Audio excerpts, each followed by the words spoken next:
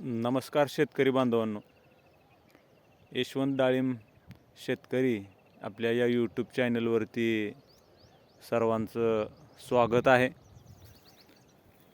तुम्ही जी ही बाग बघताय, हा प्लॉट हा साधारण दुसऱ्या बहाराचा आहे। 5 फेब्रुवारीला याच्यावरती इथ्रेल झालेलं आणि 6 फेब्रुवारीचं पाणी आहे। आता या बागेमध्ये कळीचा एकच स्प्रे फक्त झालेला आहे, तो म्हणजे राजनंदिनी आणि 05234 आणि स्टिकर एकत्र घेऊन आपण त्याची फवारणी केलेली आहे। साधारण 30व्या दिवशी आपण चांगली चौकी परिपक्व अवस्थेत येत असताना राजनंदिनीचा आपण स्प्रे घेतलेला आहे कळीसाठी।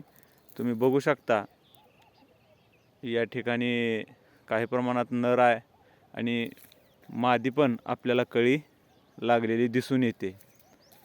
यामध्ये थोडीसं रात्रीचं टेम्परेचर कमी झाल्यामुळं, थंडीमुळं आपल्याला कळी निघायला इथं लेट होताना दिसून येतोय।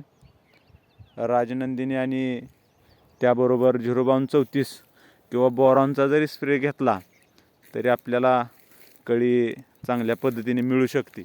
आणि यामध्ये जेवढी लेट कळी निघेल तेवढं जास्त फायद्याचं असतं शेतकरी मित्रांनो।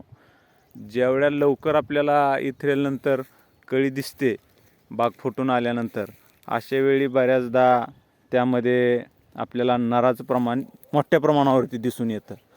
परंतु 25-30 दिवसानंतर जर मादी कळी निघत असेल तर तर त्यामध्ये मादीचं प्रमाण बऱ्यापैकी 60% पुढं ते असू शकतं। कारण चौकी परिपक्व झाल्यानंतर आपल्याला ती कळी निघालेली दिसून येऊ शकते।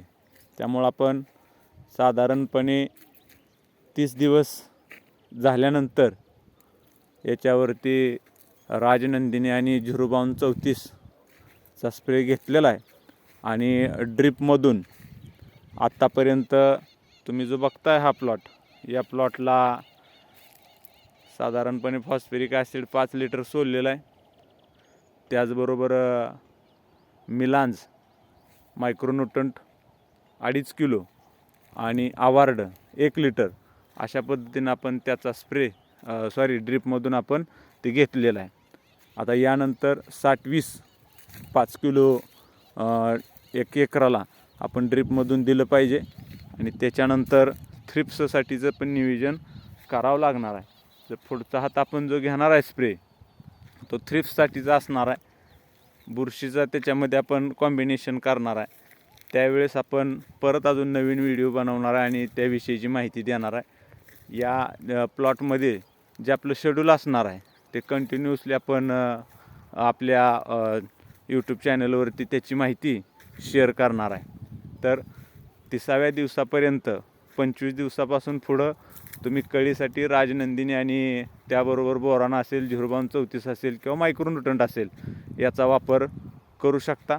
कालच आपण त्याची यामध्ये फवारणी घेतलेली आहे। तर धन्यवाद शेतकरी मित्रांनो, आमचा हा व्हिडिओ पाहिल्याबद्दल।